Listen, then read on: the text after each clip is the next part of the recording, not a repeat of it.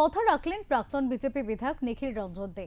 70 প্রবীণ নাগরিকদের বাড়িতে গিয়ে আয়ুষ্মান ভারত প্রকল্পের ফর্ম ফিল আপ করে দিলেন প্রাক্তন বিজেপি বিধায়ক নিখিল রঞ্জন দে। জানা গিয়েছে, সোমবার সকালে মর্নিং ওয়াকে বেরিয়ে এক প্রবীণ নাগরিকের সঙ্গে কথা বলেন নিখিল রঞ্জন দে।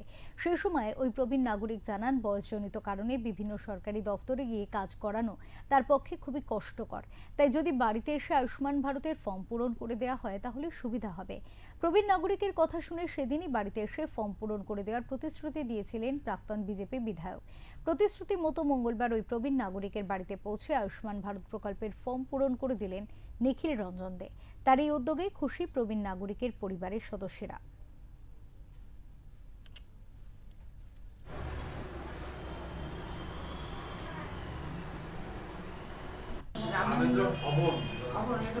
বাড়ির নাম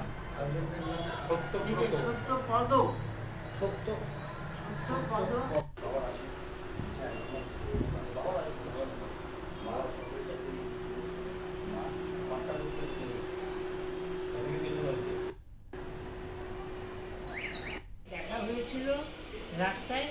আমি অসুস্থ, আমার পক্ষে অসুস্থতাকে দৌড়াদৌড়ি করার অসুবিধাটা ওনাকে বলাতে উনি বলল, আপনাকে কোথাও যেতে হবে না, আমি নিজেই আপনাকে সমস্ত ব্যবস্থা করে দেবো।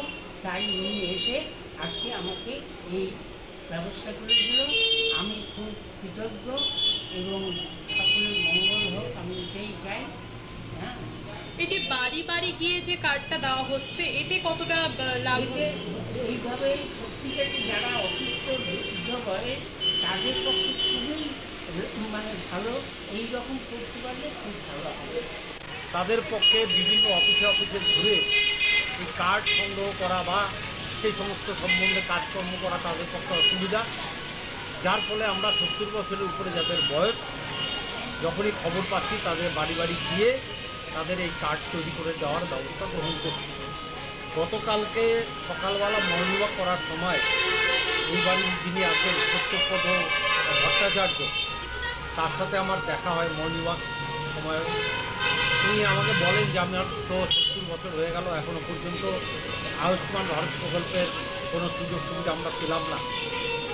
আমি তখন ওনাকে বলেছিলাম যে আমি আগামীকাল গিয়ে আপনার বাড়িতে বসে আমি এই কাজটা কমপ্লিট করে আপনাকে দিয়ে আসবো।